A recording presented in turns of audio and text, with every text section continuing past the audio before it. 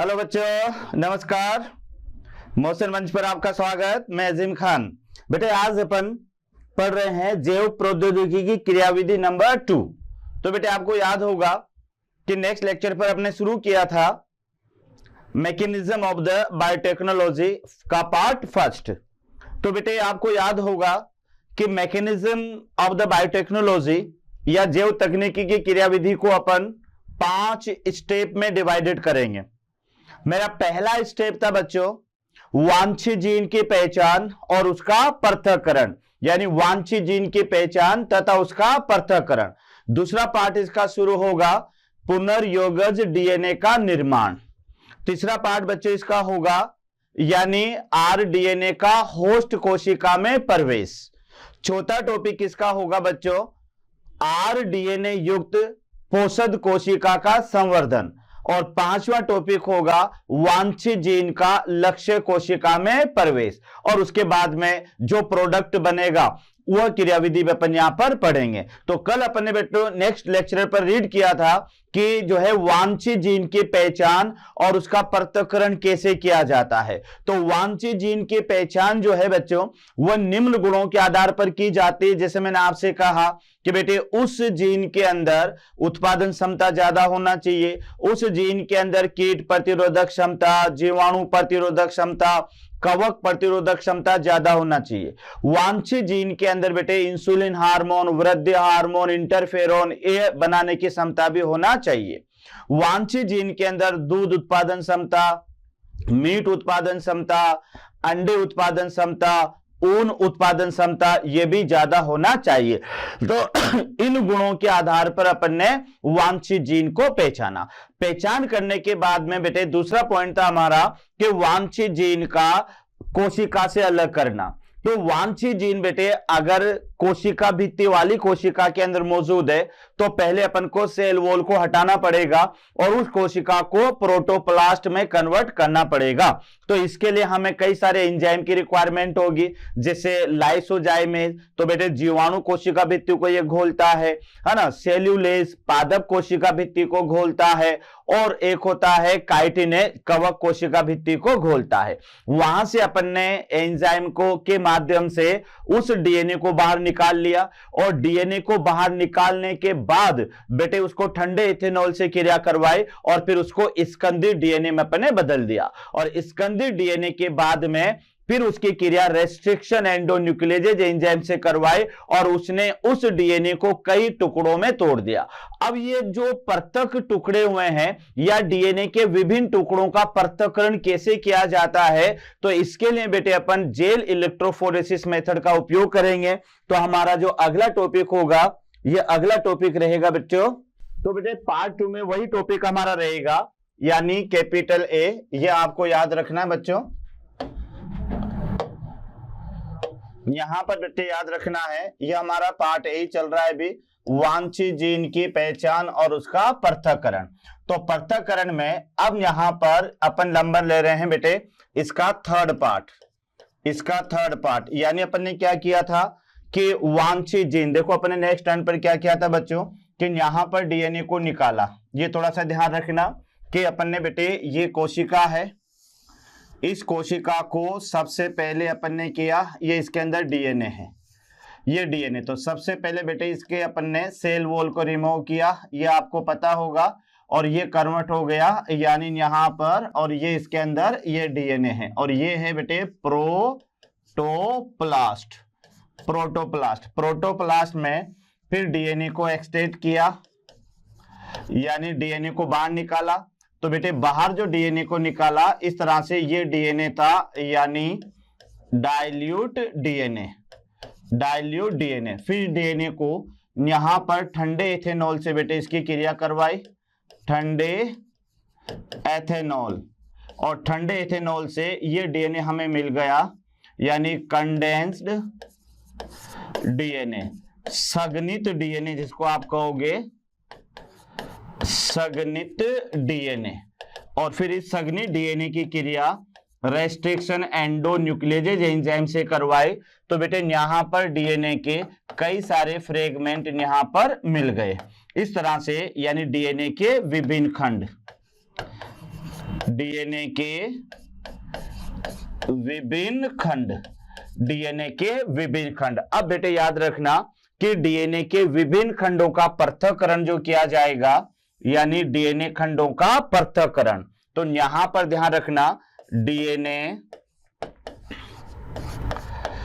खंडों का पृथक्करण, ये थोड़ा सा याद रखना, डीएनए खंडों का पृथक्करण। तो बेटे डीएनए खंडों के पृथक्करण के लिए अपन यहां पर एक मेथड लेंगे, जेल इलेक्ट्रोफोरेसिस, जेल इलेक्ट्रोफोरेसिस। तो अब अपन को पूरी डिटेल जो लेनी है वो लेनी है बच्चों जेल इलेक्ट्रोफोरेसिस। लेकिन याद रखना कि यहां पर अपन ने क्या किया कि बेटे सबसे पहले तो ये सेल है, सेल से पहले सेल वॉल को हटाया, हटाने के साथ ही वह कन्वर्ट हो गई प्रोटोप्लास्ट में, प्रोटोप्लास्ट से अपन ने डीएनए को बाहर निकाला।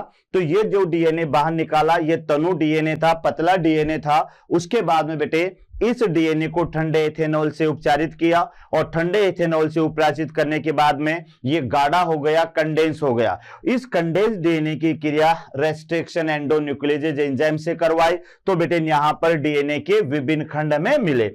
इन डीएनए के विभिन्न खंडों का पृथक्करण किया, तो यह पृथक्करण किया अपन ने बेटे किसके द्वारा, जेल इलेक्ट्रोफोरेसिस के माध्यम से। तो यहां आप देखिएगा कि यानी वांछित जीन का जो पृथक्करण है, वांछित जीन के पृथक्करण का हमारे पास में तीसरा पार्ट होगा, यानी डीएनए खंडों का पृथक्करण, डीएनए खंडों का पृथक्करण, डीएनए खंडों का पृथक्करण। तो यहां आपको याद रखना बेटे कि डीएनए खंडों का पृथक्करण जो करवाया जाएगा वह इलेक्ट्रोफोरेसिस मेथड के द्वारा करवाया जाएगा। तो यहां अपन लिख लेते हैं कि डीएनए खंडों का जो पृथक्करण है वह जेल इलेक्ट्रोफोरेसिस विधि के द्वारा किया जाता है। यानी यह आपको याद रखना है कि विभिन्न लंबाई, याद रखना बच्चों, विभिन्न लंबाई के डीएनए खंडों का पृथक्करण, विभिन्न लंबाई के डीएनए खंडों का पृथक्करण, डीएनए खंडों का पृथक्करण जेल इलेक्ट्रोफोरेसिस, ये याद रखना बेटे, जेल इलेक्ट्रोफोरेसिस विधि द्वारा किया जाता है, जेल इलेक्ट्रोफोरेसिस विधि द्वारा किया जाता है, जेल इलेक्ट्रोफोरेसिस विधि द्वारा किया जाता है। तो ये आपको याद रखना है कि डीएनए खंडों का जो पृथक्करण है, यह पृथक्करण बच्चों जेल इलेक्ट्रोफोरेसिस मेथड, ये मेथड याद रखना, जेल इलेक्ट्रोफोरेसिस मेथड। तो हमारे पास में वांछित जीन की पहचान और इसका पृथक्करण, ये क्रियाविधि का पहला टॉपिक है और इस टॉपिक का मेरा पहला पॉइंट था बेटे वांछित जीन की पहचान। तो वांछित जीन की पहचान उसके निम्न गुणों के आधार पर की जाती है, वो पहला पॉइंट पूरा हो गया। दूसरा पॉइंट था कि पहचान की गई जीन को कोशिका से पृथक्करण, तो उसके लिए अपन ने विभिन्न प्रकार के एंजाइम काम लिए। अब विभिन्न प्रकार के एंजाइम से अपन ने डीएनए को बाहर निकाल लिया और उसको विभिन्न खंडों में तोड़ दिया। अब उनके लंबाई के अनुसार उन खंडों को पृथक किया जाएगा या उन खंडों को जमाया जाएगा। तो फिर यहां पर बेटे डीएनए खंडों का पृथक्करण, तो जो विभिन्न लंबाई के डीएनए खंड है इससे विशेष लंबाई के डीएनए खंड को छांटना पड़ेगा। तो इसके लिए हमें काम में लेना पड़ेगा जेल इलेक्ट्रोफोरेसिस विधि। तो आइए अपन पढ़ते हैं बेटे कि जेल इलेक्ट्रोफोरेसिस विधि क्या है। यानी यहां पर जो हमारा टॉपिक रहेगा यह टॉपिक है बेटे यहां पर, यानी जेल इलेक्ट्रोफोरेसिस विधि। तो ये थोड़ा सा याद रखना, यहां पर ये हमारा टॉपिक है जेल इलेक्ट्रोफोरेसिस विधि। अब ये विधि होती क्या है वो यहां पर आप देख लें कि बेटे इस तरह से, यहां पर इस तरह से ये हमारे पास में ये कोई मशीन है, ये ध्यान रखना। और इस मशीन के अंदर बेटे यहां पर ये इलेक्ट्रिक फील्ड है और इसमें डीएनए के विभिन्न लंबाई के खंड यहां पर प्रेजेंट है।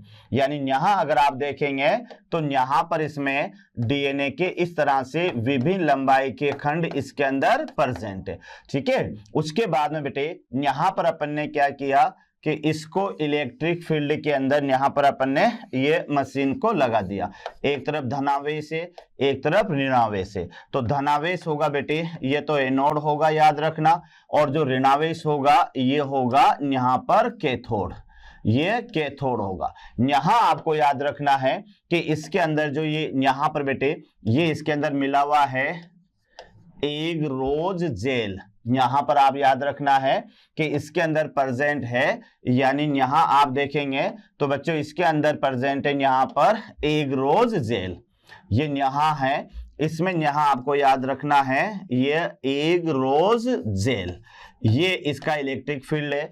और इसमें जो बेटे डीएनए खंड है यानी डीएनए खंड, तो ये जो डीएनए खंड है ये ऋणावेश वाले हैं, क्योंकि इसमें H3PO4 होता है, तो PO4-3 होने के कारण डीएनए कैसा होता है, ऋणावेशित होता है। अब अपन को यहां क्या करना है कि इसमें जैसे ही धारा प्रवाहित की जाती है, जैसे धारा प्रवाहित की जाएगी तो यहां आप देखेंगे बेटे कि ये जो डीएनए खंड होते हैं ये डीएनए खंड अपनी लंबाई के अनुसार, यानी यहां पर अपनी लंबाई के अनुसार ये डीएनए खंड यहां पर आपको जमते हुए नजर आएंगे, अपनी लंबाई के अनुसार ये डीएनए खंड यहां पर आपको नजर आएंगे।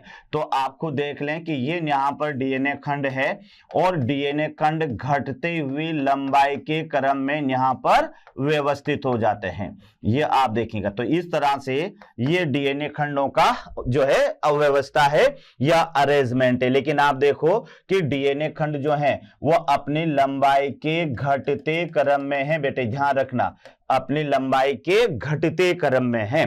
तो ये है इलेक्ट्रिक जेल। तो यहां आप देखिएगा कि इसमें होता क्या क्या है बेटे, तो इसका पहला पॉइंट तो याद रखना कि इस विधि के माध्यम से डीएनए के विभिन्न लंबाई के खंडों का पृथक्करण किया जाता है। तो पहला पॉइंट याद रखिएगा कि डीएनए के खंडों का, यानी जो डीएनए के सेगमेंट होते हैं, डीएनए के जो सेगमेंट होते हैं उन सेगमेंटों का पृथक्करण किया जाता है। तो ये थोड़ा सा याद रखना कि यहां पर आपको याद रखना है, देखो पहले समझ लो होता क्या है बेटे कि यहां पर जो डीएनए होता है ना ये ऋणात्मक आवेश वाला होता है, और ये जो ऋणात्मक आवेश वाला डीएनए है तो ये गति किस ओर करेगा बच्चों, यानी ये गति करेगा किसी पॉजिटिव आवेश की तरफ। तो पॉजिटिव आवेश तो ये रहा बेटे, यहां पर ये एनोड है ये पॉजिटिव आवेश है और ये कैथोड है ये नेगेटिव आवेश है। तो डीएनए पर जब चार्ज होता है कौन सा, ऋणात्मक, और इसमें इलेक्ट्रिक फील्ड के रूप में अपन इस्तेमाल करते हैं एग्रोज जेल का।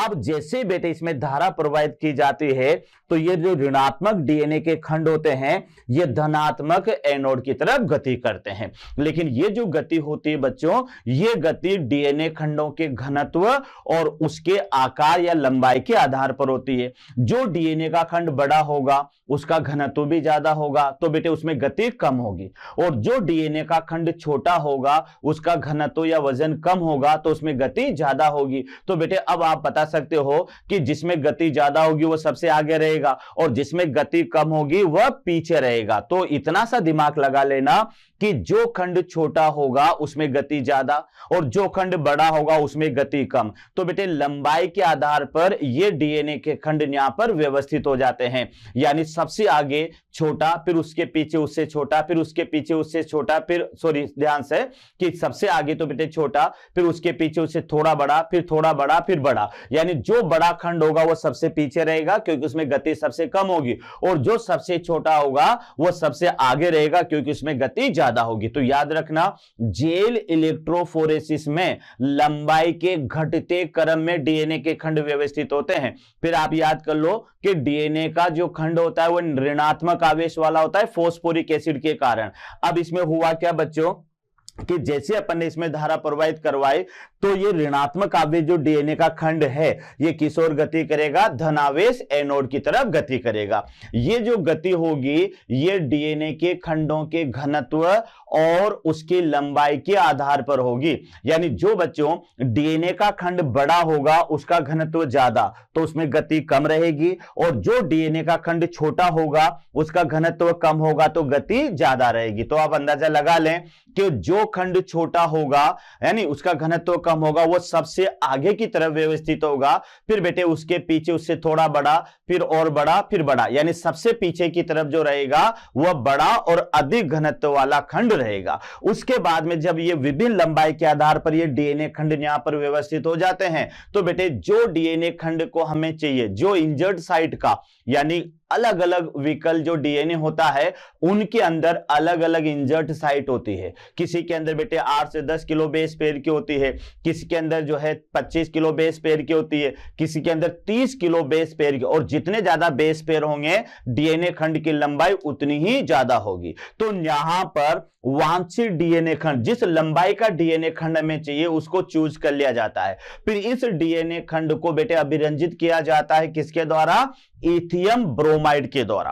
और इथियम ब्रोमाइड से अभिरंजित करने के बाद में इसको अल्ट्रावायलेट प्रकाश में देखा जाता है, तो वहां पर ये ब्राइट ऑरेंज कलर का ये दिखाई देता है, और फिर वहां से इसको हटा लिया जाता है, या यहां से जेल इलेक्ट्रोफोरेसिस से कट करके निकाल लिया जाता है। तो यह घटना छीलन यानी इलूसीलन कहलाती है, या इलूशन कहलाती है। तो ये सारे के सारे मेथड बेटे अपन को याद करना है जेल इलेक्ट्रोफोरेसिस में। तो पहला तो इसका उपयोग लिखिए कि इसमें किया क्या जाता है। तो बेटे डीएनए खंडों को, या डीएनए खंडों के जो विभिन्न लंबाई के डीएनए खंड है उनका पृथक्करण किया जाता है। तो यहां आप लिख सकते हैं कि जेल इलेक्ट्रोफोरेसिस के अंदर, जेल इलेक्ट्रोफोरेसिस के अंदर बेटे जो विभिन्न लंबाई के डीएनए खंड होते हैं उनका पृथक्करण किया जाता है। तो मैं पहला पॉइंट आपको यहां पर बता देता हूं कि इस विधि के माध्यम से विभिन्न लंबाई, ये याद रखना बेटे, विभिन्न लंबाई के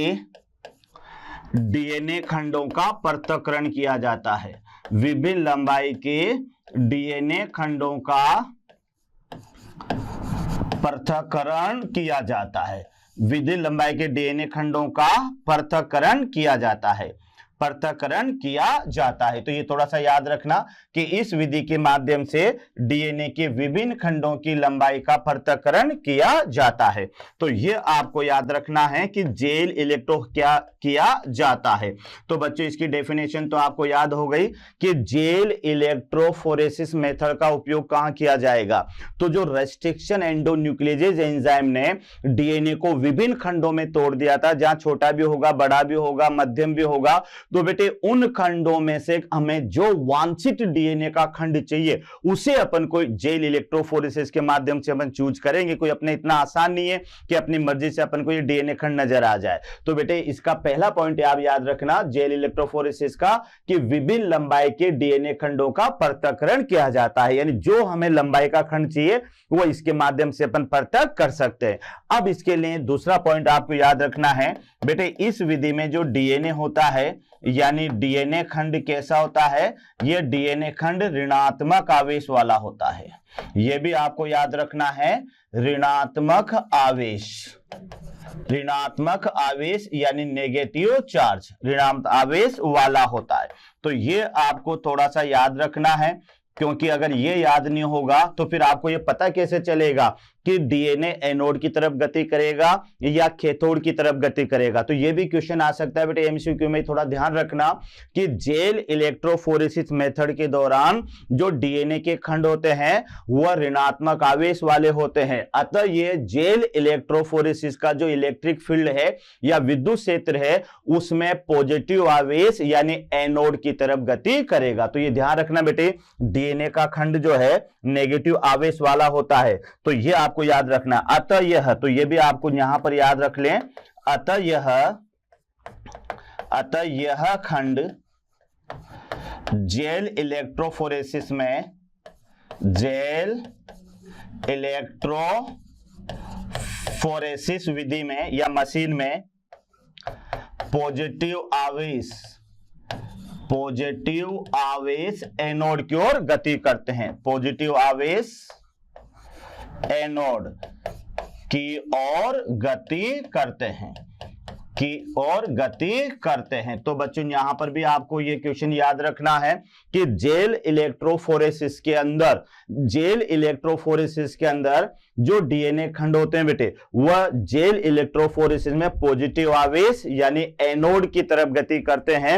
ये क्वेश्चन 2-3 बार एग्जाम में आ चुका है। तो ये आपको थोड़ा सा याद रखना है, यानी किस ओर गति करते हैं, एनोड की ओर गति करते हैं। यहां तक तो बेटे नो डाउट आपको समझ में आ गया होगा। लेकिन अब ये जब गति करते हैं तो इनमें गति किसके आधार पर होती है, ये सबसे इंपॉर्टेंट पॉइंट है। तो मैंने आपसे क्या कहा था कि जेल इलेक्ट्रोफोरेसिस में जो गति है बेटे, ये गति डीएनए खंडों के घनत्व और उनकी लंबाई के आधार पर होती है। तो ये याद रखना। पहला पॉइंट आप देख लो बेटे, जेल इलेक्ट्रोफोरेसिस मेथड क्या किया जाएगा कि डीएनए के जो विभिन्न लंबाई के खंड हैं, इन खंडों का पृथक्करण जो है वह जेल इलेक्ट्रोफोरेसिस विधि के माध्यम से किया जाता है। और अब क्या होगा कि जेल इलेक्ट्रोफोरेसिस में बेटे विद्युत क्षेत्र के रूप में मैं आगे बताऊंगा, अभी जेल इलेक्ट्रोफोरेसिस में एग्रो जेल का उपयोग किया जाता है, यह भी अपन यहां पर लिखेंगे। और ये जो एग्रो जेल है ये समुद्री खरपतवार होते बेटे उससे प्राप्त किया जाता है। अब यहां आप देखें कि ये जो यहां पर डीएनए खंड है वो ऋणात्मक आवेश वाला है, और ये ऋणात्मक आवेश वाला होता है तो फिर ये जेल इलेक्ट्रोफोरेसिस के विद्युत क्षेत्र में ये पॉजिटिव आवेश यानी एनोड की ओर गति करता है। यहां तक क्लियर। अगला पॉइंट इसका आप देखना बेटे, नेक्स्ट पॉइंट आप देखिएगा, चौथा पॉइंट रहेगा बेटे, यानी वांछित जीन जो होगी यहां पर, यानी जेल इलेक्ट्रोफोरेसिस में, जेल इलेक्ट्रोफोरेसिस में इलेक्ट्रिक फील्ड के रूप में, इलेक्ट्रिक फील्ड के रूप में बेटे ये आपको थोड़ा ध्यान रखना है कि जेल इलेक्ट्रोफोरेसिस में इलेक्ट्रिक फील्ड के रूप में एग्रोज जेल, ये थोड़ा सा ध्यान रखना है बेटे। यानी यहां पर आपको याद रखना है कि इसके अंदर जो काम में लिया जाएगा वह एग्रोज जेल के रूप में लिया जाएगा। इलेक्ट्रिक एग्रोज जेल का उपयोग किया जाता है, एग्रोज जेल का उपयोग किया जाता है।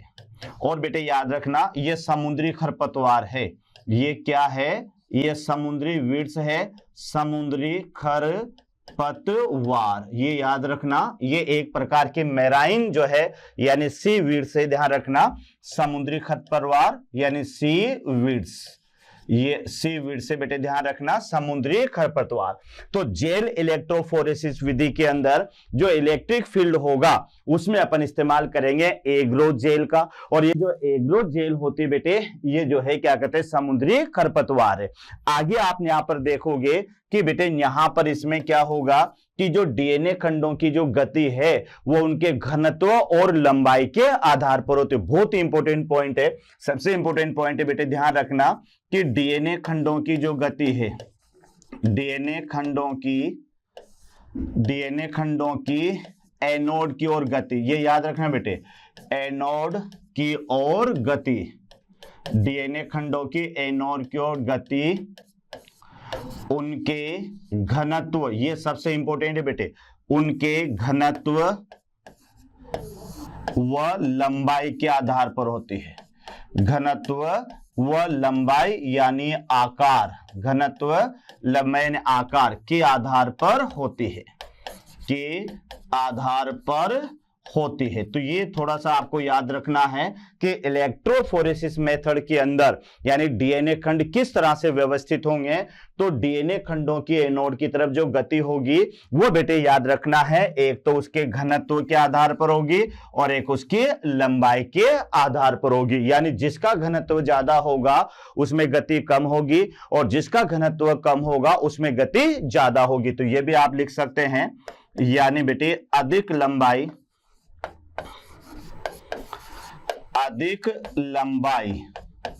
यानी अधिक लंबाई का माने अधिक घनत्व भी आप ले सकते हैं। अधिक लंबाई के खंड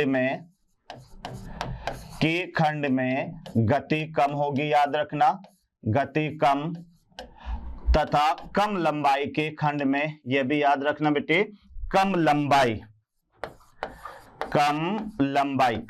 का माने कम घनत्व में गति अधिक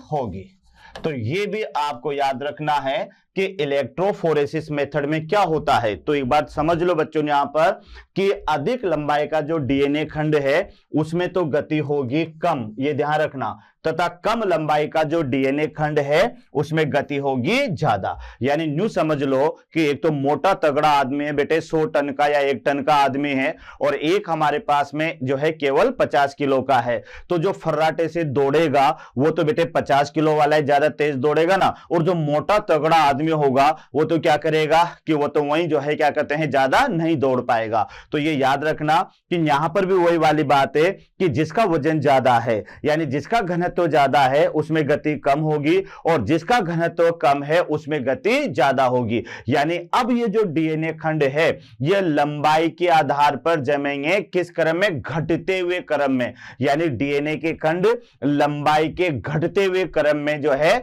वह इलेक्ट्रोफोरेसिस मेथड में व्यवस्थित होते हैं। तो यहां आप याद रखना, यह भी पॉइंट बहुत इंपॉर्टेंट है बेटे। अतः अपन ये कह सकते हैं, अतः डीएनए के विभिन्न खंड, डीएनए के विभिन्न खंड, ये याद रखना बेटे, डीएनए के विभिन्न खंड अपनी लंबाई के, ये याद रखना बेटे, अपनी लंबाई के घटते क्रम में व्यवस्थित होते हैं। अपनी लंबाई के घटते क्रम, ये याद रखना बेटे, अपनी लंबाई के घटते क्रम में व्यवस्थित होते हैं।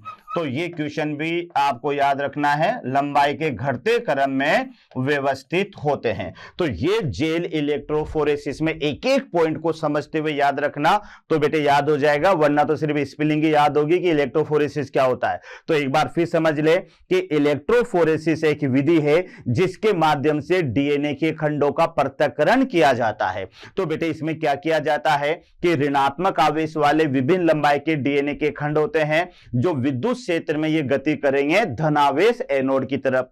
यहां पर विभिन्न लंबाई के जो डीएनए खंड होते हैं बेटे उसी के आधार पर गति होती है। जो लंबाई में ज्यादा होता है गति कम होगी, जो लंबाई में ज्यादा होगा मतलब कम होगा उसमें गति ज्यादा होगी। तो बेटे यहां पर जब ये जमेंगे तो ये बड़ा खंड तो पहले आएगा, फिर छोटा, फिर छोटा, फिर छोटा, इस तरह से लंबाई के घटते क्रम में। ये क्वेश्चन याद रखना, पहला क्वेश्चन तो क्या आएगा बच्चों कि इलेक्ट्रोफोरेसिस में जो गति होती है वो किस पर निर्भर करती है। तो इलेक्ट्रोफोरेसिस में डीएनए खंडों की जो गति है वो निर्भर करती है एक तो घनत्व पर और एक लंबाई पर निर्भर करती है। अब जब अपन इलेक्ट्रोफोरेसिस में ये गति करवाएंगे तो ये लंबाई के घटते क्रम में जमेंगे, यानी जो छोटा होगा वो सबसे आगे की तरफ होगा और जो बड़ा होगा सबसे पीछे की तरफ होगा। तो यहां आप देख लें, अतः डीएनए के विभिन्न खंड अपनी लंबाई के घटते क्रम में, ये वर्ड याद रखना, अपनी लंबाई के घटते क्रम में व्यवस्थित होते हैं। देखो कैसे होते हैं कि यहां पर ये बड़ा खंड है, फिर ये छोटा खंड, फिर ये छोटा खंड, फिर ये छोटा खंड, फिर ये छोटा खंड। तो आप देख लें ये डीएनए के खंड बेटे जो व्यवस्थित हुए ये कैसे हुए, लंबाई के घटते क्रम में व्यवस्थित होते हैं। अब ये व्यवस्थित भी हो गए। अब अपन को जिस लंबाई का डीएनए खंड चाहिए बेटे पहले उसको अभिरंजित करेंगे अपन, फिर उसको अल्ट्रा वायलेट लाइट में देखेंगे और देखने के बाद में जब वो ब्राइट ऑरेंज कलर का नजर आएगा तो उसको जेल इलेक्ट्रोफोरेसिस से अपन पृथक कर लेंगे। तो अगली स्टेप में देखो, वांछित लंबाई के डीएनए खंड को, यानी जो खंड को अपन चुनेंगे, यानी जिस खंड को अपन को बेटे बायोटेक्नोलॉजी में अपन यूज लाना है तो उसे इथियम ब्रोमाइड से आपको रखना पड़ेगा। तो यहां पर देखिएगा बेटे चुने गए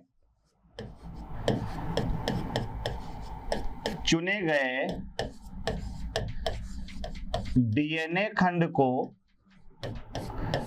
इथियम ब्रोमाइड से, ये विशेष ध्यान रखना बेटे, यह अधिकतर क्वेश्चन आता है, चुने गए डीएनए खंड को इथियम ब्रोमाइड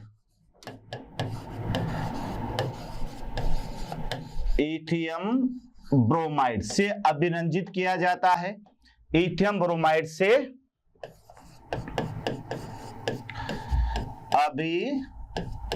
अभिरंजित किया जाता है।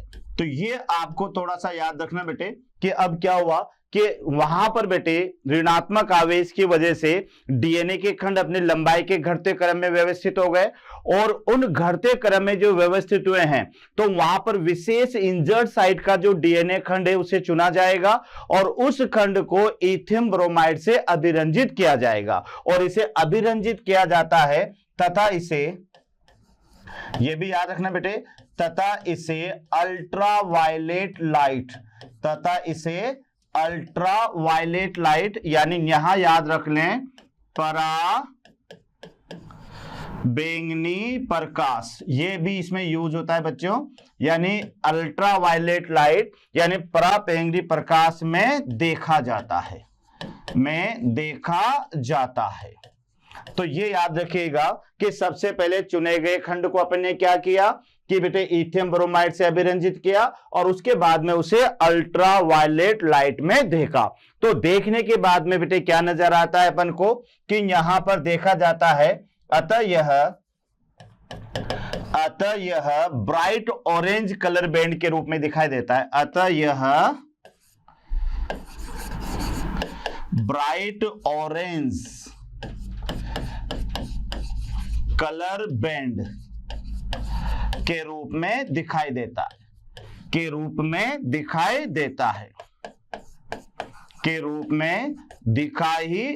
है। तो यहां पर आपने देखा कि जिस खंड को अपन ने चुना है तो बेटे वह खंड जो होता है उसे पहले इथियम ब्रोमाइड से अभिरंजित करेंगे, और इथियम ब्रोमाइड से अभिरंजित करने के बाद में इसे अल्ट्रावायलेट लाइट में देखेंगे, और देखने के साथ ही हमें क्या दिखाई देगा कि बेटे ये ब्राइट ऑरेंज कलर बैंड के रूप में दिखाई देगा। और फिर इसको क्या करना है कि इस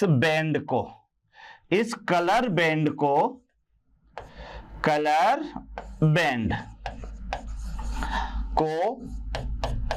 जेल इलेक्ट्रोफोरेसिस से निकाल लिया जाता है, जेल इलेक्ट्रोफोरेसिस से हटा लिया जाता है।